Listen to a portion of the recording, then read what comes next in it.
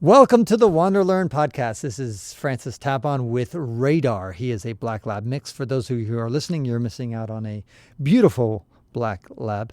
One of the things that people want to transform their life through travel, they tell me, once again, it's the common excuse, I don't have any money.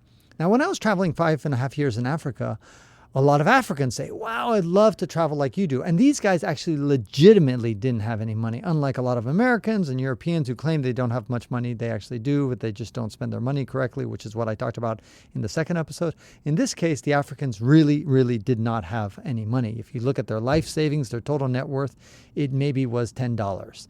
So how can you solve that problem? Well, one of the things I noticed in my travels, and for example, I'm living right now near San Mateo, California, and I was walking around through the streets of San Mateo, and I asked this guy, do you know where a Kinko's copy store is? And he said, no, I don't know. And the funny thing is that he was sitting right underneath the sign.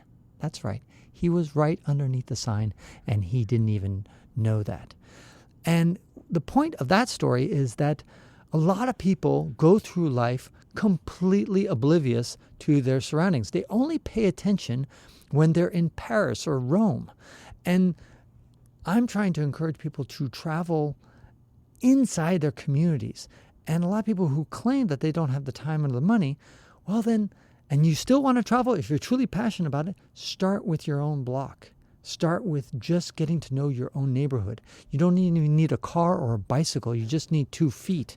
If you don't have 2 feet, then take your wheelchair and go around.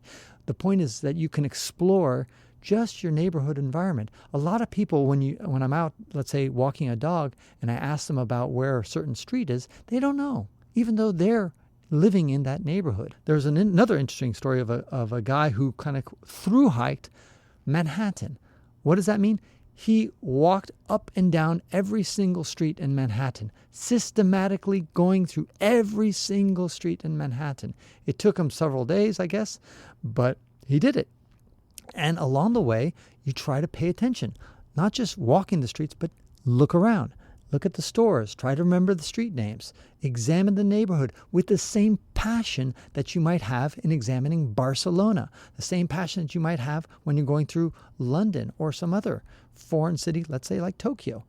So that's my simple tip to you, is if you have a desire to travel and you're either short on time or money, or at least you think you're short on time and money, I encourage you to start with your own neighborhood. Don't take the car, just walk around.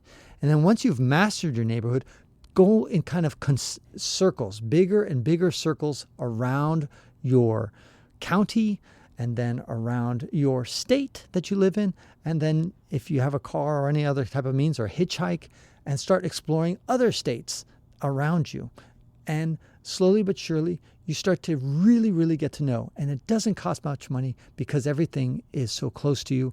Oftentimes you can head back home and not have to spend any money on hotels, or in that case, you could spend money on hotels, or do camping. And that, I think, is probably the best tip I can give you this week in learning how to travel cheaply and appreciate the environment that you already live in, that some people might travel thousands of miles just to see your neighborhood, get to know it, enjoy it, go to the museums, check out some of the restaurants, the farmers markets, or whatever you have, and the streets that you think have nothing interesting, go check them out. And the last thing is, talk to the locals, talk to the people, because part of traveling to me is getting to know the people themselves. So it's not just about the sights, the sounds, and looking at things and the buildings. Actually go to a city that has a different ethnographic makeup than what you're used to, and hang out and talk. And you'll be surprised by how often people are happy to talk to you and get to know you. And who knows, you might make a new friend, but at least you'll get a better sense of oh wow, I always thought a bunch of criminals lived over in that neighborhood, and I found out that it's not so bad. So that's what I hope to encourage you. Last thing, go check out my Patreon, patreon.com/ftapon. Subscribe to WanderLearn at wanderlearn.com, or the YouTube channel. Thank you again. This is Francis Tapon, encouraging you to wander and learn.